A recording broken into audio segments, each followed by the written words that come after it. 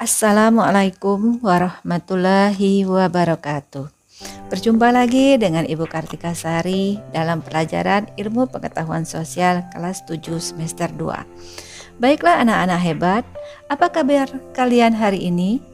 Semoga sehat selalu dan tetap semangat ya dalam belajar.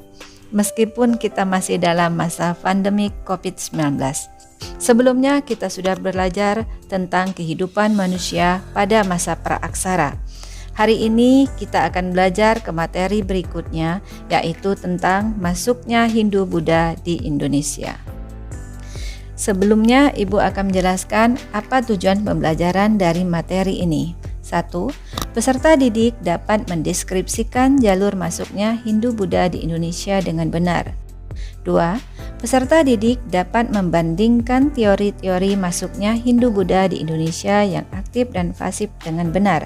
3. Peserta didik dapat menemukan kekurangan dan kelebihan dari teori masuknya Hindu-Buddha di Indonesia. Keempat, setelah berdiskusi, peserta didik dapat mempresentasikan hasil diskusi dengan benar. Coba kalian perhatikan peta ini. Awal abad Masehi, jalur perdagangan tidak lagi melewati jalur darat atau jalur sutra, tetapi beralih ke jalur laut, yaitu melewati Selat Malaka. Akibat hubungan dagang tersebut, maka terjadilah kontak atau hubungan antara Indonesia dengan India dan Indonesia dengan Cina.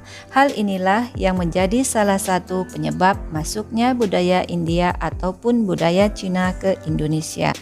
Sampai saat ini masih terdapat perbedaan pendapat tentang cara dan proses masuknya Hindu-Buddha di Indonesia.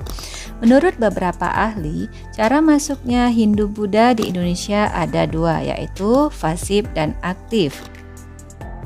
Pasif itu didukung oleh teori Brahmana, teori Waisa, dan juga teori Ksatria. Sedangkan yang aktif didukung oleh teori Sudra dan teori arus balik. Anak-anak, selanjutnya Ibu akan menjelaskan teori masuknya Hindu-Buddha di Indonesia yang bersifat pasif. Teori Brahmana yang dicetuskan oleh Van Lier mengatakan bahwa agama dan kebudayaan Hindu-Buddha yang datang ke Indonesia dibawa oleh golongan Brahmana atau golongan agama yang sengaja diundang oleh penguasa Indonesia dalam rangka melegitimasi kekuasaan mereka sehingga setara dengan raja-raja di India. Teori Waisa menurut N.J. Krom bahwa masuknya agama dan kebudayaan Hindu-Buddha dibawa oleh golongan Waisa atau pedagang dari India.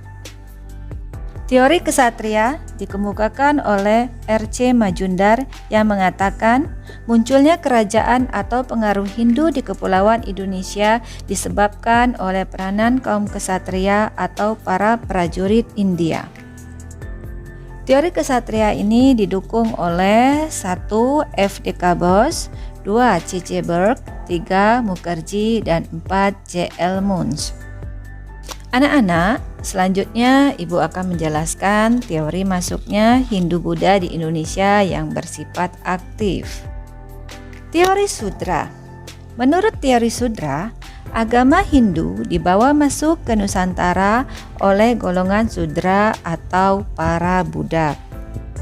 Teori arus balik dikemukakan oleh F.D.K. Bose yang mengatakan bahwa para kaum terpelajar di Nusantara datang ke India untuk berguru. Setelah itu mereka kembali ke Nusantara dan secara aktif mulai menyebarkan agama baru yang mereka pelajari dari India. Terima kasih anak-anak telah menyaksikan video ini. Sampai jumpa di video Ibu yang akan datang. Assalamualaikum warahmatullahi wabarakatuh.